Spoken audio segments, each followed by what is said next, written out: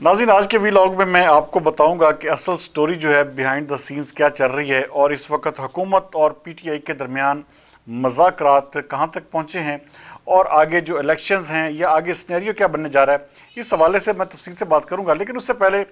आप ये देखें कि इमरान खान साहब दिन की रोशनी में बल्कि अपने फॉलोअर्स को ये कहते हैं कि जी मैं किसी से बात नहीं करूंगा, मैं किसी से डील नहीं करूंगा, मैं इनके साथ ये जो चोरों का टोला है इनके साथ बैठने के लिए तैयार नहीं हूँ। तो दूसरी जानब आज वज़ीर-ए-आज़म शहबाज शरीफ ने भी कह दिया है कि इमरान खान ने मुझे बाकायदा तौर पर अपने एक कारोबारी दोस्त के ज़रिए मुझे ये ऑफ़र भिजवाई कि जी आर्मी चीफ़ और जो इलेक्शंस के हवाले से हम आपस में बैठ कर तय करते हैं और इस तरह के पैगामात भिजवाए जा रहे हैं। तो ये एक कंट्राडिक्टरी फिर पैदा होती है कि जब पहले DGISI ने बात की परसों, उसका भी लुब्बे लुबाब यही था कि दिन के वक्त खान साहब जो है वो बड़के मारते हैं और लोगों को बुरा भला कहते हैं और इदारों को और दीगर जो सियासी रहनुमा है उन पर हमले करते हैं। लेकिन जैसे ही शाम का अंधेरा ढलता है मेरे ख्याल में उसके बाद मज़ाकरात और दीगर चीज़ें जो है वो चलना शुरू हो जाती हैं और मुलाकातें जो है होना शुरू हो जाती हैं। आप इसकी मिसाल ये ले लें कि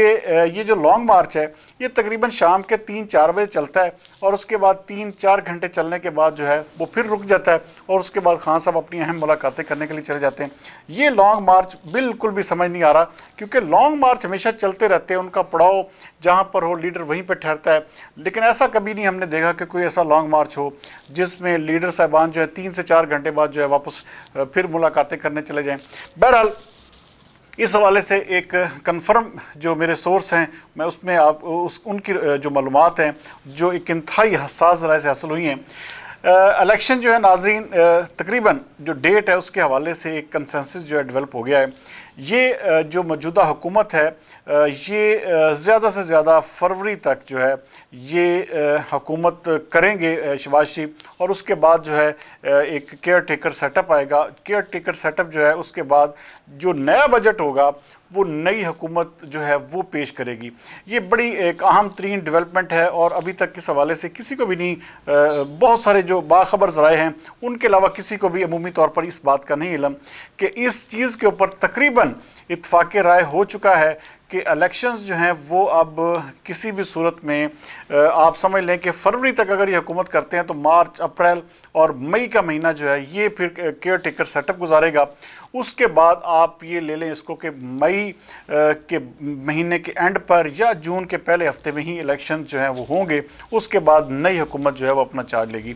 नाज़रीन, ये एक कन्फर्म और सॉलिड रिपोर्ट है। इसमें बहुत सारे ऐसे लोग जो आप ये ले लें कि हमारी इस्टेब्लिशमेंट के ज़राए हैं, हमारे जो दीगर हुकूमती ज़राए हैं या PTI के अंदरूनी ज़राए हैं, वो भी इस चीज़ को कन्फर्म कर रहे हैं कि इस हवाले से लोगों को ज़ाहिर बात है इस हवाले से भी कुछ भी नहीं बताया गया, लेकिन अंदर खाते मज़ाकरात जो हैं वो हो रहे हैं। और वो कर कौन रहा है ये बड़ी एक जिसे कहते हैं दिलचस्प बात है। मैं इंशाल्लाह ताला कल उनके मुकम्मल नाम लेकर जो है मैं आपके सामने इसको भी ओपन करूँगा। लेकिन ये बात अब तय हो चुकी है कि इलेक्शंस जो हैं उसके ऊपर हुकूमत ने भी कुछ कदम पीछे हटने का फ़ैसला किया है और PTI ने भी अपने जो एक स्टांस था कि जी फौरी इलेक्शन करवाएं उस चीज़ से जो है हट चुकी है तकरीबन, क्योंकि वो चाहते थे कि हर सूरत में नवंबर में इलेक्शन हो जाए। लेकिन अगले जो 4 महीने हैं तकरीबन हुकूमत यही वाली जो शहबाज शरीफ की क़यादत में इस वक्त है ये काम करेगी। लेकिन नाज़रीन एक और बात, अगर हुकूमत और PTI का इस हवाले से कोई भी सेटअप या कोई भी एग्रीमेंट नहीं होता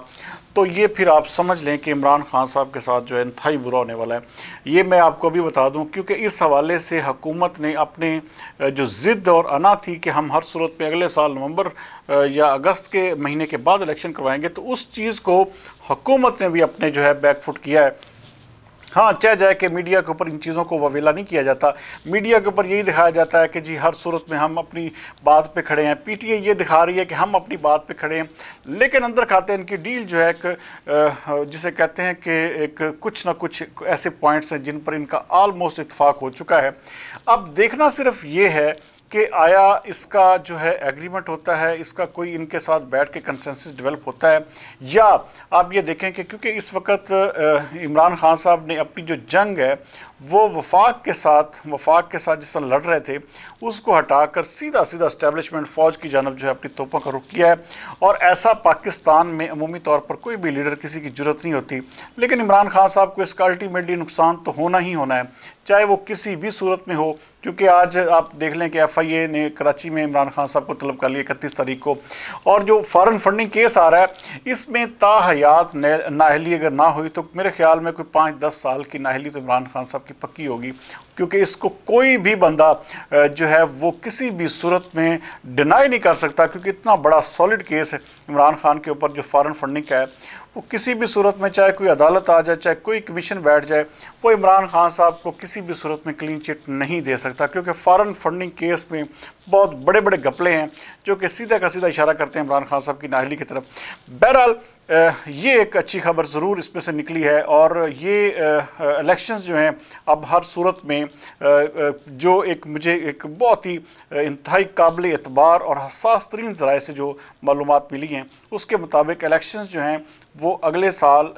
मई के एंड में या जून के महीने में करवाए जा सकते हैं। लेकिन अगर इसके ऊपर इनका मुआहदा नहीं होता तो इमरान खान साहब का जी लॉन्ग मार्च है ये ना सिर्फ फेल होगा बल्कि संगीन नताइज इमरान खान साहब को भुगतना पड़ेंगे और किसी किस्म की फेस सेविंग फिर दोबारा नहीं मिलेगी। बहरहाल जी, कल तक के लिए सरदार अमीन जतोई को दीजिए इजाज़त। पाकिस्तान जिंदाबाद।